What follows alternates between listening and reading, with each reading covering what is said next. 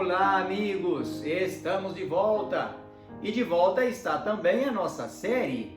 Este é o nosso segundo encontro. Hoje vamos estudar o papado na profecia e também na história.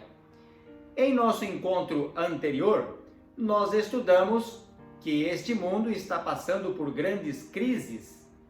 Crises na economia, crises no ecossistema, crises na família, crises no mundo político, enfim.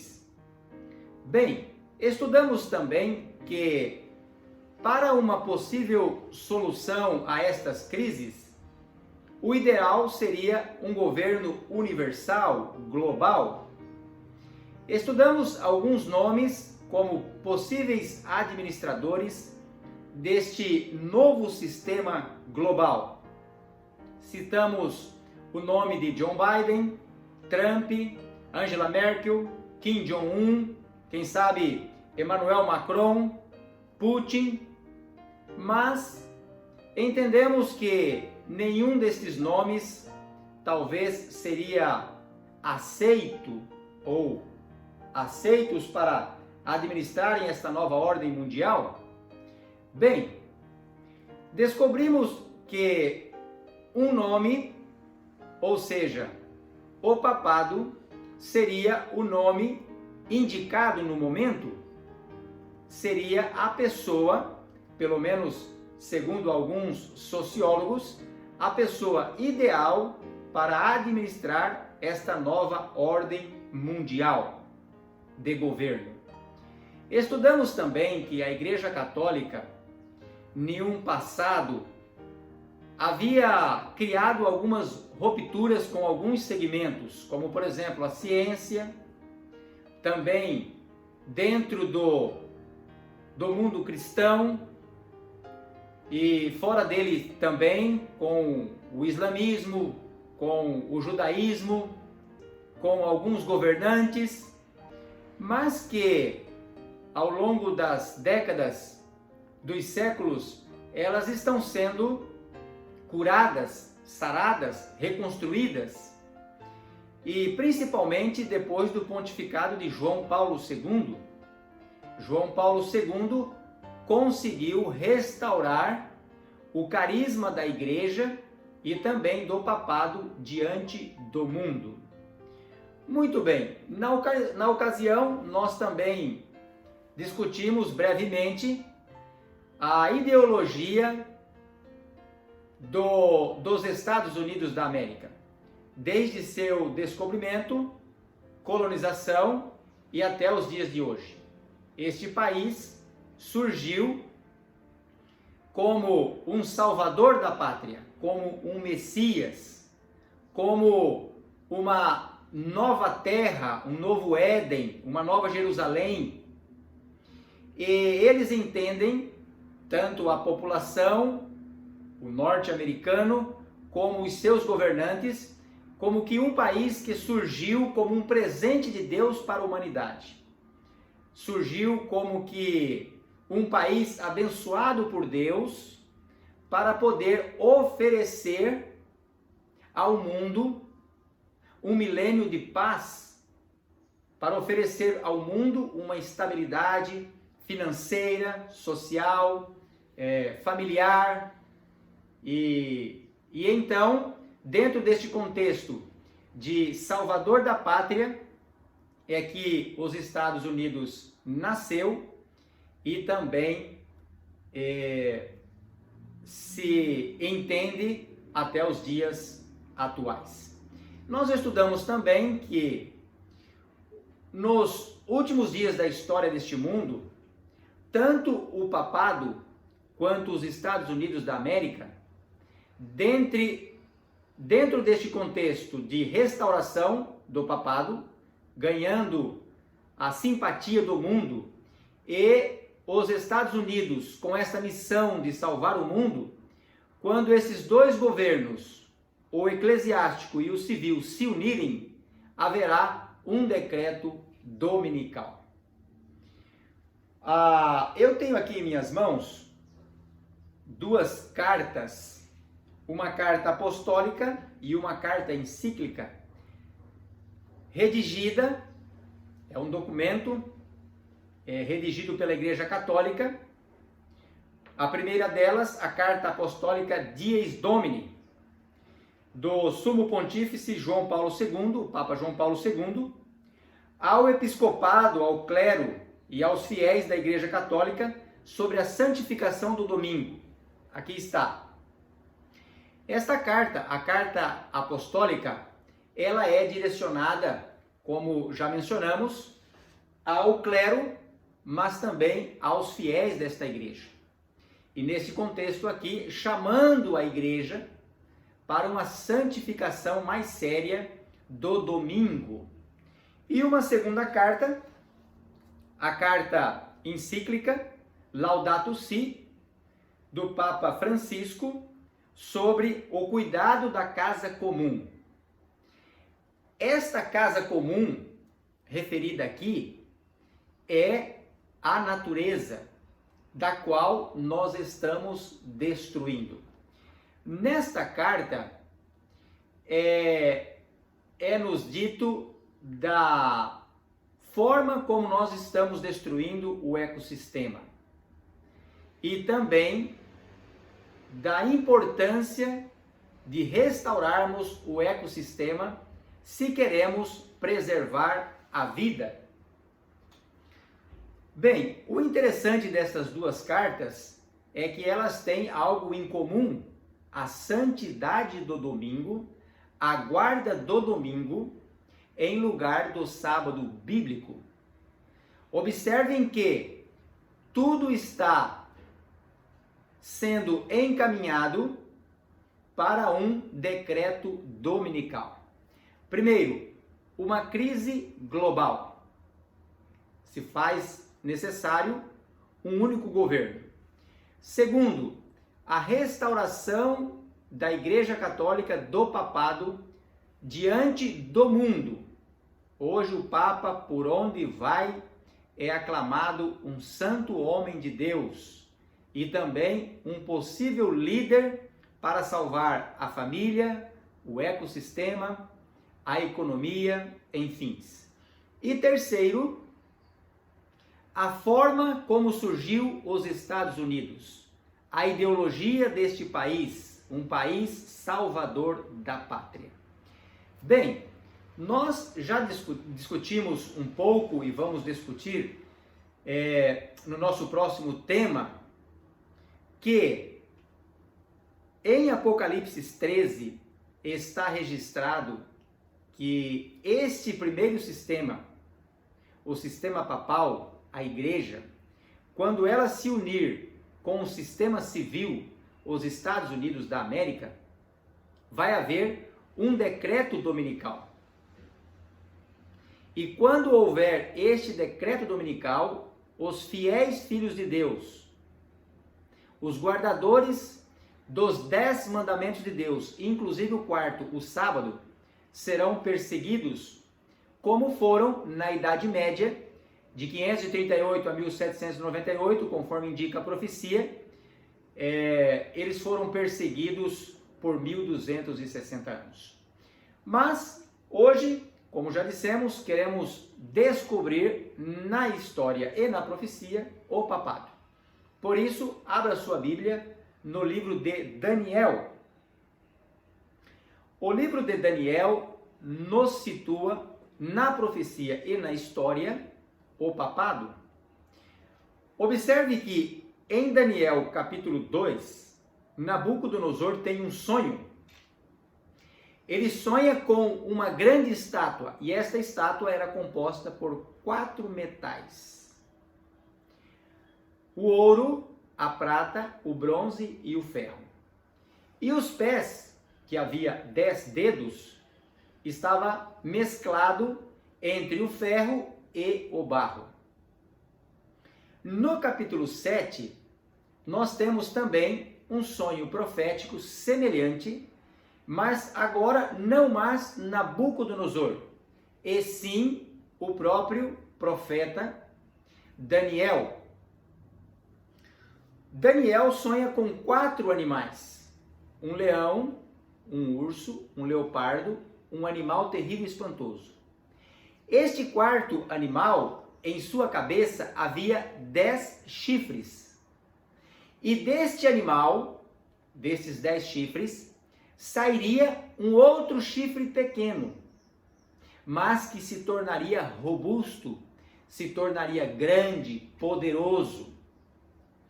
Bem, tanto Daniel capítulo 2 como Daniel capítulo 7, tanto os simbolismos ali do capítulo 2, ou seja, os metais, como os animais proféticos, os animais simbólicos de Daniel capítulo 7, simbolizam reinos, governos, que a partir de Babilônia dariam a sequência até que surgiria o papado.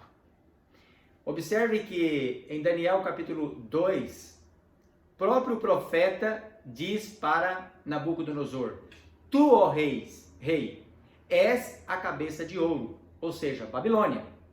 Então, nos sonhos proféticos, nesses metais, 4 metais e 4 animais, nós temos os reinos de Babilônia, Medo-Pérsia, Grécia e Roma. Depois de Roma, viriam 10 poderes, e dentre esses 10 poderes, saindo ali de Roma, o quarto poder, surgiria então o papado, a Igreja Católica Romana. Deixa eu dar uma passada brevemente nesses poderes e depois nós vamos estudar aqui Daniel capítulo 7 e então vamos concluir respondendo a proposta de hoje: encontrar na profecia e na história o papado, a Igreja Católica. Vamos lá então. Nós sabemos que Babilônia reinou de 605 até o ano 539 a.C. Do ano 539 até o ano 331 reinaram os medos e os persas. Depois veio a Grécia, de 331 até o ano 168 a.C. E então começou Roma, de 168 a.C. até o ano 351 de nossa era, depois de Cristo, quando Roma começou a ser atacada pelas 10 tribos bárbaras, representadas pelos 10 chifres da quarta besta, ou pelos 10 dedos da estátua de Nabucodonosor. Essas 10 tribos bárbaras invadiram o Império Romano. Como eu disse, começou no ano 351 e culminou no ano 476, aonde Rômulo Augusto foi deposto pelos Érulos, perdendo a sua força, ou seja, o Império Romano, pelo menos no Ocidente, perdeu a sua força bélica, o seu poder de governar o mundo, pelo menos ali o mundo em que a profecia nos situa. E mais especificamente, o reino romano do Ocidente e não do Oriente, porque do Oriente continuou até 1400 passado. Bem, deixa eu voltar um pouquinho na história de Roma, ali a partir de Constantino. Constantino, ele subiu ao Império Romano no ano de 306, pelo menos ali 306 já era aceito pelos seus soldados como novo imperador romano. Constantino era um imperador pagão, ele não professava o cristianismo, Mas por alguns motivos ele se converteu ao cristianismo. E no ano 313 ele já se dizia cristão e o seu governo passou a professar o cristianismo. Bem, no ano 321, Constantino fez um decreto dominical. Constantino, que era pagão, o seu império, Roma, que perseguia os cristãos, agora se converteu ao cristianismo, um império pacífico, e que adotara o dia pagão do domingo como o dia de guarda para o seu império. Este foi o primeiro decreto dominical. Todavia, já tinha-se por hábito, já havia um costume entre os cristãos de adotar o dia de domingo como um dia de santificação, talvez entre os cristãos para fugir da perseguição. Então, esta prática já era assim bastante comum entre os cristãos para poderem se verem livres da perseguição. Mas agora, de forma organizada pelo próprio império, este dia foi adotado como dia de guarda. Observe que já estava havendo uma transição do dia sagrado bíblico, ou seja, o sábado, para o dia de domingo como um dia de santificação. Bem, durante o império de Constantino, no ano 330, ele mudou-se de Roma para Constantinopla. Ele tirou o seu exército, a sua administração de Roma, e mudou-se para Constantinopla, que na ocasião não se chamava Constantinopla, era a cidade de Bizâncio, que depois passou a chamar Constantinopla em homenagem ao próprio Constantino. Hoje, Constantinopla é a cidade de Istambul. Bem, quando Constantino fez esta transição de Roma para Bizâncio, para Constantinopla, a igreja, que já fazia parte do império, ela ficou única e soberana ali em Roma. É claro, ficou ali também uma porção de seu poder bélico, mas praticamente a igreja estava ali sozinha. E de Constantinopla, Constantino enviava muita autonomia à igreja, ao clero, ao papado, enviava muita autoridade e também dinheiro. Esta igreja estava se tornando poderosa diante do império e também rica. Acontece que dois anos 351 a 476, conforme mencionamos, o Império Romano foi atacado pelas 10 tribos bárbaras germânicas e perdeu a sua força. Todavia, não só o Império Romano perdeu as suas forças, como também as 10 tribos bárbaras. Não sobrou ali nenhum poder para poder assumir a nova ordem mundial, ou o governo mundial ou assumir o Império Romano.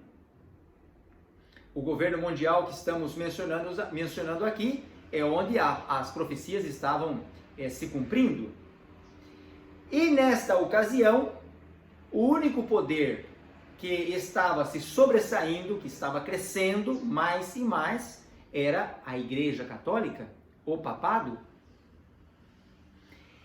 E este poder estava agora tomando para si a responsabilidade de assumir todo o império, mas não só o Império Romano ali local, em Roma, mas também em toda a Europa. Como a igreja vinha sofrendo ataques destas 10 tribos, principalmente 3 delas, os érulos, os vândalos e os ostrogodos, ela, agora apoiada pelo Império Romano Oriental, atacou essas 3 tribos e em 538 eles conseguiram acabar ou exterminar definitivamente a última das 3 tribos, os ostrogodos. E isto foi no ano 538. A partir desta data, ali no Império Romano Ocidental, esta igreja começou a administrar de forma soberana e única. A igreja tinha o seu poder eclesiástico, mas também a prerrogativa de administrar o poder civil. E ali na Europa, ela entronava e destronava conforme o seu bel prazer.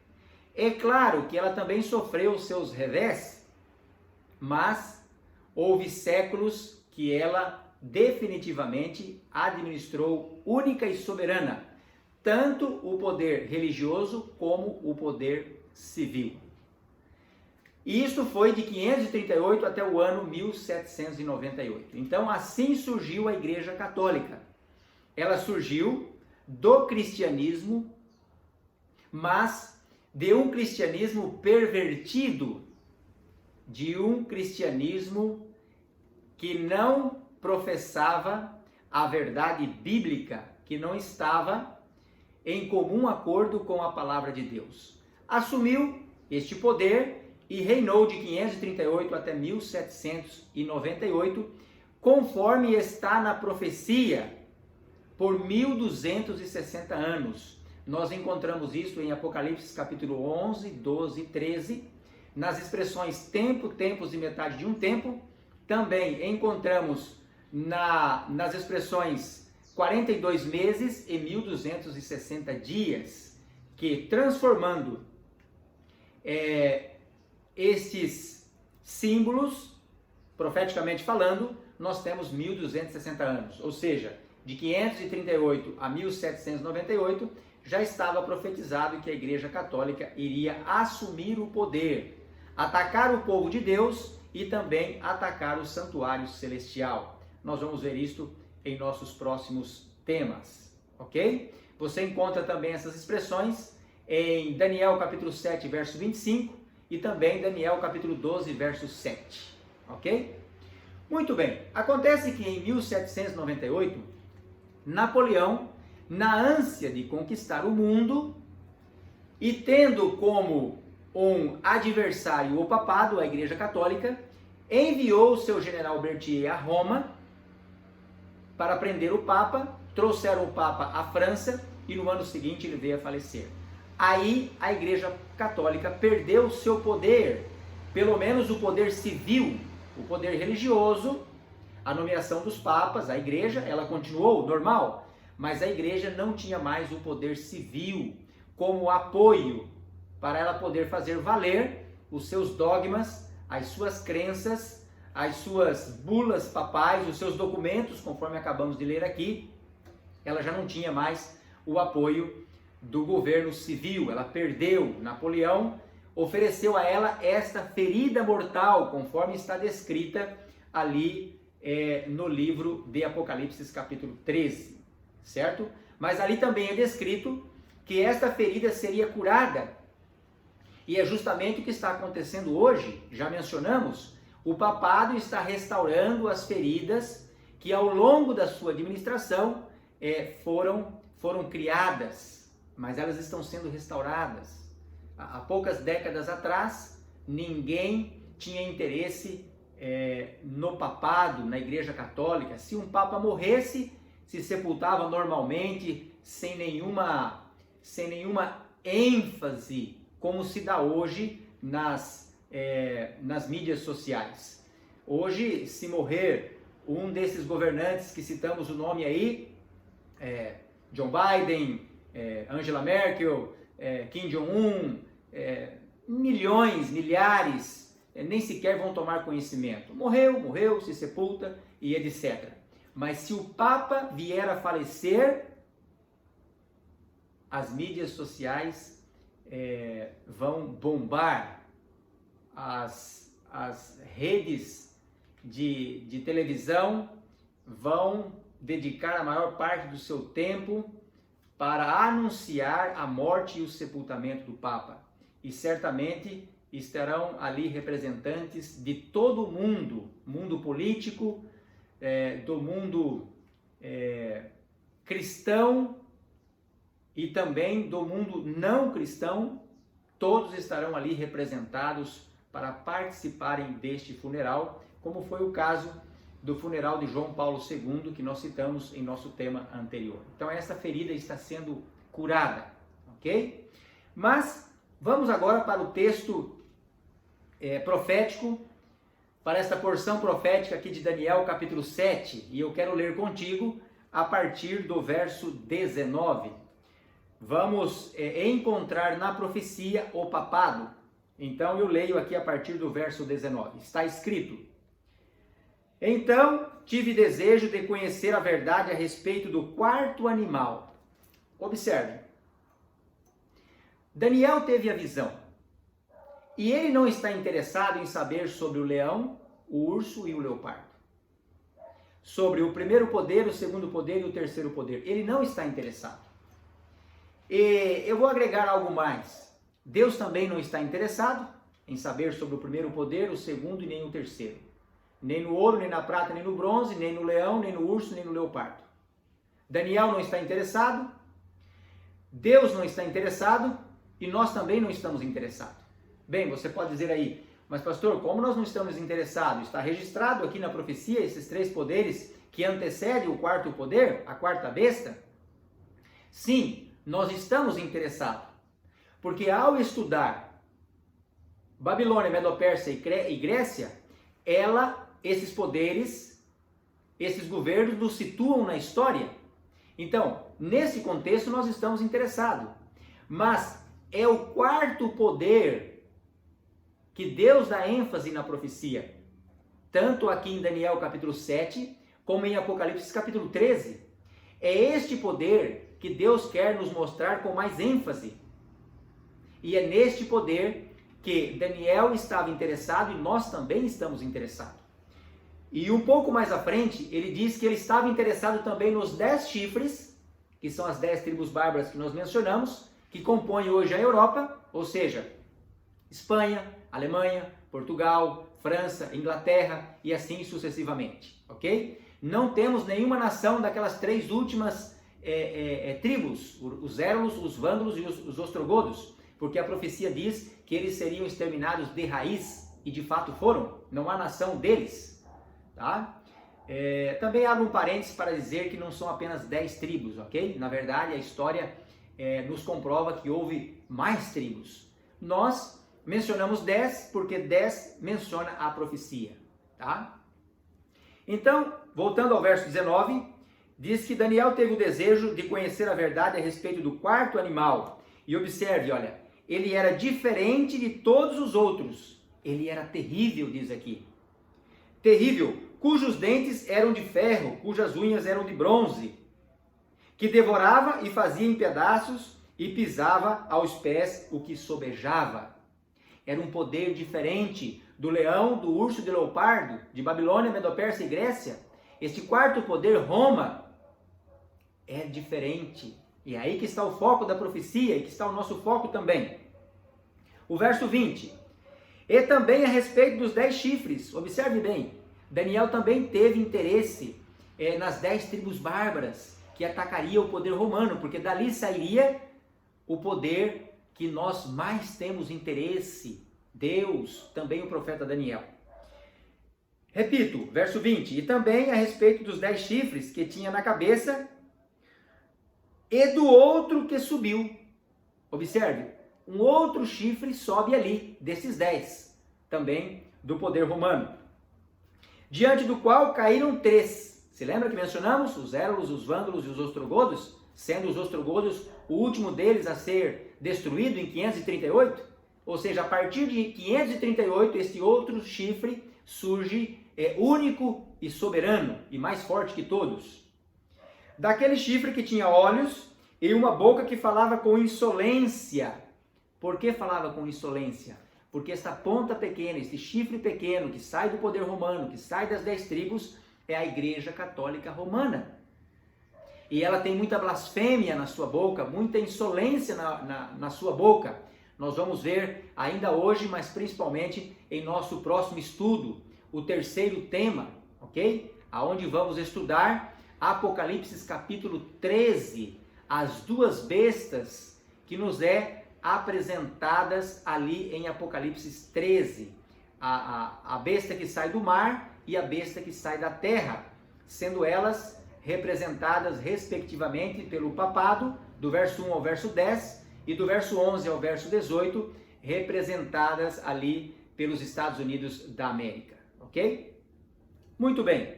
Diz que ele se tornou robusto mais que todos. E o verso 21, eu olhava e eis que este chifre fazia guerra contra os santos e prevalecia contra eles. Observe que a Igreja Católica, o papado, ela perseguiu por 1260 anos os fiéis filhos de Deus que guardavam os mandamentos de Deus, inclusive o sábado. Os valdenses que o diga, estude a história dos valdenses para você ver como eles foram perseguidos, asfixiados nas cavernas, nas montanhas, perseguidos, mortos, famílias inteiras eram dizimadas. Também dê uma olhada nos museus da Inquisição, ou seja, o que a Inquisição fez nesse período. Nós temos Museu da Inquisição no México, nós temos Museu da Inquisição aqui próximo a nós, na Bolívia, no Peru. Está na história. A história não mente. Continua o verso 22. Até que veio o ancião de dias e fez justiça aos santos do Altíssimo, e veio o tempo em que os santos possuirão o reino. Então, verso 23, ele disse, o quarto animal será um quarto reino na terra, o qual será diferente de todos os reinos. Observe o porquê que ele teve interesse no quarto animal, o porquê que Deus tem mais interesse no quarto animal, o porquê nós temos interesse maior no quarto animal, porque ele é diferente de todos. Ele é um poder religioso, eclesiástico e civil juntos, unidos. A igreja, quando está separada do Estado, e o Estado, quando está separado da igreja, não há nenhum problema. O Estado, conforme o livro de Romanos, é um ministro de Deus para nos ajudar. E a igreja é uma bênção que Deus instituiu para o nosso benefício, para a nossa espiritualidade. O problema é quando os dois se unem. Por isso que nós, adventistas, somos apolítica. Nós não nos unimos com o Estado no sentido de tomarmos decisões juntos. A igreja toma as suas decisões e o Estado as suas decisões. A igreja tem o Estado tem a sua esfera de atuar e a igreja tem a sua esfera de atuar. O problema é quando os dois se unem. Aí acontece o que aconteceu do ano 538 ao ano 1798. Perseguições ao povo de Deus, à palavra de Deus. Muito bem. E o verso conclui dizendo, e devorará toda a terra, e a pisará com pés, e a fará em pedaços. Agora observe o verso 24 e 25. Os 10 chifres correspondem a 10 reis. Veja como a profecia é clara. E é comprovada na história. Que se levantarão daquele mesmo reino. De qual? Do quarto. Lembra-se? Os 10 chifres atacou Roma e começaram a reinar ali na Europa, ou a se estabelecer ali na Europa. E depois dele se levantará outro, o qual será diferente dos primeiros, e abaterá 3 reis, do qual, já mencionamos, os ostrogodos foi o último das 3 tribos a serem abatidas. Agora o verso 25. Proferirá palavras contra o Altíssimo. por que proferirá palavras contra o Altíssimo? Queridos, este poder, o papado, ele proferiu palavras contra o Altíssimo. Ele atacou o santuário celestial. Por quê? Porque hoje nós temos como intercessor a Cristo no santuário celestial. Nós temos como único intercessor a Cristo no santuário celestial. Mas esta igreja introduziu Maria como intercessora, a Maria, mãe de Jesus. Queridos, nós entendemos que Maria foi uma excelente mulher, digna de nossa consideração, mas Maria não pode ser intercessora. Isto é uma blasfêmia, como diz a profecia, porque o único intercessor por nós é Cristo. Maria está no pó da terra, como diz Eclesiastes, ela não tem sentimento, ela não vê, ela não escuta. Ela voltará à vida por conta da primeira ressurreição, quando Cristo vier e restaurar os seus, quando Cristo vier e trazer dos mortos os seus. Maria está ali? Maria não pode interceder por nós. Colocaram também a missa no mundo cristão e nós não aceitamos, porque não entendemos teologicamente que possa ser assim. Então, este poder proferirá palavras contra o Altíssimo, magoará os santos do Altíssimo e cuidará em mudar os tempos e a lei. Foi precisamente isto o que esta igreja fez, mudando do sábado para o domingo. Quando você vai no catecismo romano, você encontra ali claramente o mandamento dizendo que temos que guardar domingos e festas, mas a Bíblia não figura o dia de domingo como dia de guarda, como dia santo. De Gênesis a Apocalipse, o que nós vemos é o sábado. E o verso conclui: e os santos lhes serão entregues nas mãos por um tempo, 2 tempos e metade de um tempo. Ou seja, os fiéis filhos de Deus, guardadores dos mandamentos de Deus, inclusive o sábado, seria perseguido por esta igreja de 538 até 1798. 1260 anos. Prefigurado aqui pela expressão tempo, 2 tempos e metade de um tempo. Essa expressão você encontra também em Daniel capítulo 12, verso 7, já mencionamos, e Apocalipse capítulo 11, 12 e capítulo 13, nas formas de 42 meses ou 1260 dias. Bem, amigos, este é o papado. O papado que podemos identificar claramente aqui na profecia. E reitero, o nosso próximo tema, vamos estudar Apocalipse capítulo 13 e vamos identificar novamente o papado ali, interligado com Apocalipse, com Daniel capítulo 7, e também encontramos o papado na história, que surgiu do quarto poder, da quarta besta, do quarto metal, do quarto império, que é Roma. Babilônia, Medo-Pérsia, Grécia e Roma.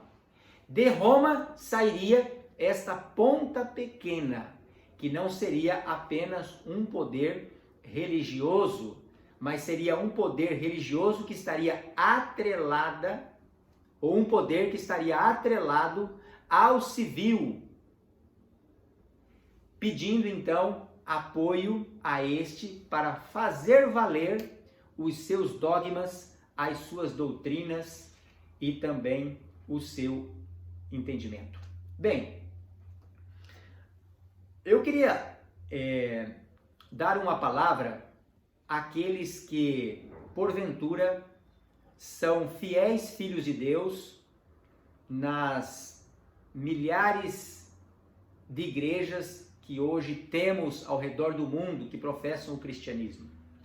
Queridos, se você guarda o domingo, e eu faço menção aqui com todo o carinho a você, com todo respeito, longe de querer te ofender, você é a coisa mais linda que Deus tem, eu não posso te ofender, eu estaria sendo injusto com a palavra de Deus, porque esse também não é o nosso propósito, mas por você ser também a coisa mais linda que Deus tem, eu não posso te negar a verdade. Então, se você é um fiel guardador do domingo, lembre-se que você não está guardando um dia que você pode defender biblicamente como dia de guarda. O único dia de guarda que você pode defender biblicamente, tanto no Velho Testamento quanto no Novo Testamento, é o dia de sábado. Êxodo capítulo 20, Ezequiel 20, 12, Apocalipse capítulo 1, verso 10 e outros textos mais que nós temos que comprova literalmente que o sábado é o dia santo de guarda. Marcos 2, verso 27 e 28. Então, o único dia de guarda que nós encontramos na Bíblia é o dia de sábado. Paulo, pelo menos 20 anos depois da morte e ressurreição de Cristo, ainda guardava o sábado. O livro de Atos, ele em defesa diante do Império Romano, ele disse: eu nunca tenho cometido nenhum pecado contra a lei dos judeus. E Paulo não poderia dizer isto se ele não fosse um fiel guardador do sábado. E isso está mais de 20 anos depois da morte e ressurreição de Cristo. Então, a cruz não aboliu o sábado. O sábado continua perpétuo. Na eternidade, nós vamos guardar o sábado? Então, meus queridos amigos, fiéis, aquilo que você crê. Se você está guardando o domingo, lembre-se, você está guardando uma doutrina católica. Você recebeu esta doutrina como herança da Igreja Católica. E não se esqueça que, embora o protesto da Reforma nos trouxe muita luz, embora a Reforma nos trouxe muita luz da palavra de Deus, da qual nós não tínhamos antes da Reforma, mas se lembra, ou lembre-se que a Reforma não está completa.